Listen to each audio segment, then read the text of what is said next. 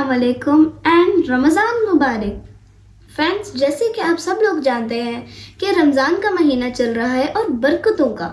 रमज़ान एक ऐसा महीना है जिसमें रहमतें और बरकतें नाजिल होती हैं, तो हमें इसमें कोशिश करनी चाहिए कि हम बहुत सारी नेकियां करें और बैक बाइटिंग ना करें, झूठ ना बोलें, लड़ाइयाँ ना करें, और बल्कि हम लोगों को एक महीने में एक टारगेट रखना चाहिए कि हम लोगों ने महीने में कुरान ख़त्म करना है। ये बड़ों के लिए टारगेट है, बच्चे नहीं कर सकते, लेकिन ट्राई ज़रूर करें। एटलीस्ट हमें कोशिश करनी चाहिए कि हम लोग 5 वक्त की नमाज़ें पढ़ें। और माह रमज़ान नेकियों का महीना है जिसमें एक नेकी का सवाब 70 गुना बढ़ जाता है।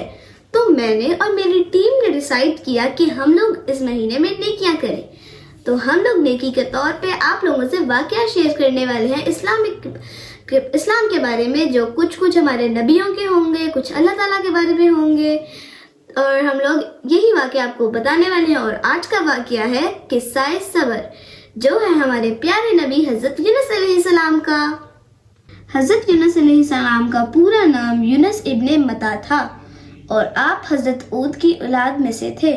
और कई मुफस्सरीन ने लिखा है कि आपका ताल्लुक बनी इज़राइल से था।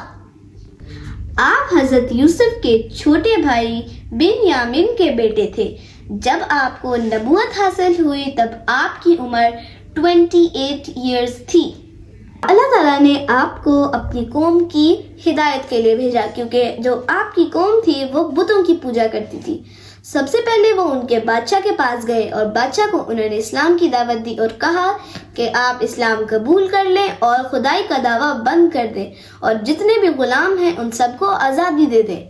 लेकिन उसने जैसे ही वो बात सुनी, वो तो हज़रत यूनुस अलैहिस्सलाम की जान का दुश्मन बन गया, तो उसने अपने महल से उनको बाहर निकाल दिया।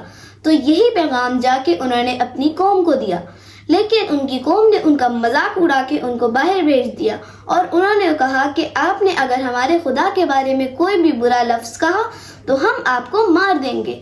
तो आप अपनी कौम से नाराज़ होकर वहाँ से चले गए। जब अल्लाह ताला ने ये मंजर देखा तो उन्होंने फरमाया, ए यूनुस, तुम्हारी कौम पे 3 दिनों बाद अजाब आने वाला है। उनको जाके कहो कि वो लोग तौबा व इस्तगफार कर लें। उन्होंने जाके अपनी कौम को यही कहा, लेकिन उनकी कौम ने बात नहीं मानी। वो वहाँ से उनको चले गए नाराज़ होके। तो जब उनकी कौम ने बात की तो सारों का एक ही बात आई कि यूनुस अलैहिस्सलाम को कभी भी झूठ बोलते हुए नहीं देखा गया।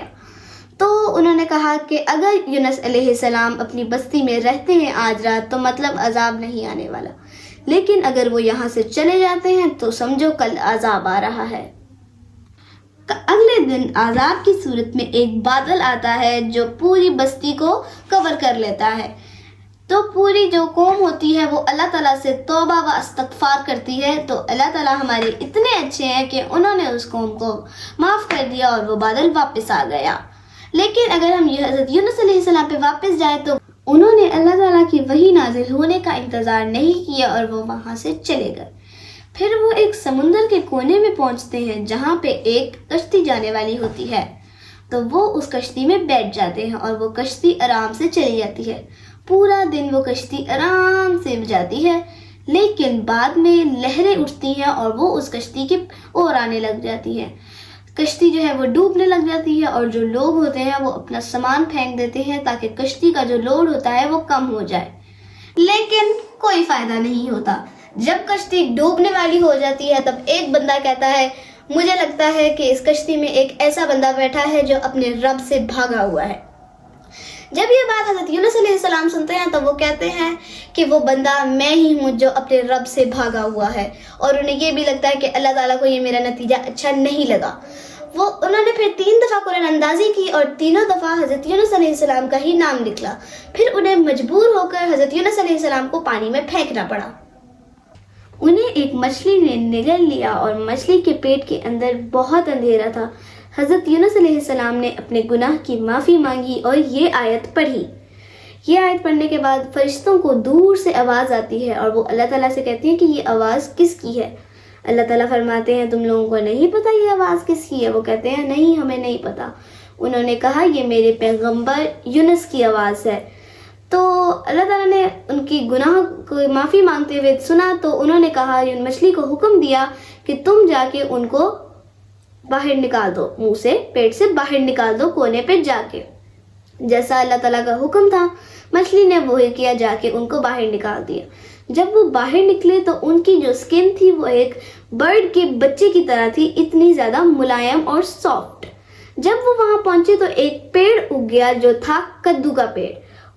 وہ اس پیڑ کے نیچے بیٹھ کے اس کی چھاؤں، سورج کی جو دھوپ پڑتی تھی اس سے بچتے تھے، اور اللہ تعالیٰ نے ایک جنگلی بکری کو بھی بھیجا جو ساری جنگل سے جڑی بوٹیاں کھا لیتی تھی اور شام کو حضرت یونس علیہ السلام کو دودھ دیتی تھی۔ تو ایک دن وہ ایسے ہی ہوتا رہا اور پھر وہ جو حضرت یونس علیہ السلام تھے وہ اسٹرانگ ہو گئے۔ پھر ایک دن ان کی قوم ان کو ڈھونڈتے ڈھونڈتے اس جگہ پر پہنچ گئی۔ انہوں نے یہ سارا واقعہ ان کو سنایا اور پھر وہ اپنی قوم کے ساتھ جائے، اور حضرت یونس علیہ السلام کا انتقال اسی جگہ پہ ہوا اور وہ پوری زندگی وہیں پہ رہے، اور ہمارا واقعہ یہاں پہ ختم ہوتا ہے۔ اور اس کا اخلاقی سبق یہ ہے کہ ہمیں اللہ تعالیٰ پر ہر حال میں یقین کرنا چاہیے، اور ہمیں معافی بھی مانگنی چاہیے اور صبر بھی رکھنا چاہیے۔ روزہ صبر کا دوسرا نام ہے۔ روزہ اللہ تعالیٰ کے لیے رکھا جاتا ہے اور اس کا اجر اللہ تعالیٰ خود ہی دیں گے۔ اور اس ویڈیو کو لائک کرنا بھی نیکی کا کام ہے، کیونکہ اس ویڈیو میں نیکی کا ذکر کیا گیا ہے۔ تو ہماری ویڈیو کو لائک کریں، شیئر کریں اور چینل کو سبسکرائب کریں۔ بائے بائے، اللہ حافظ۔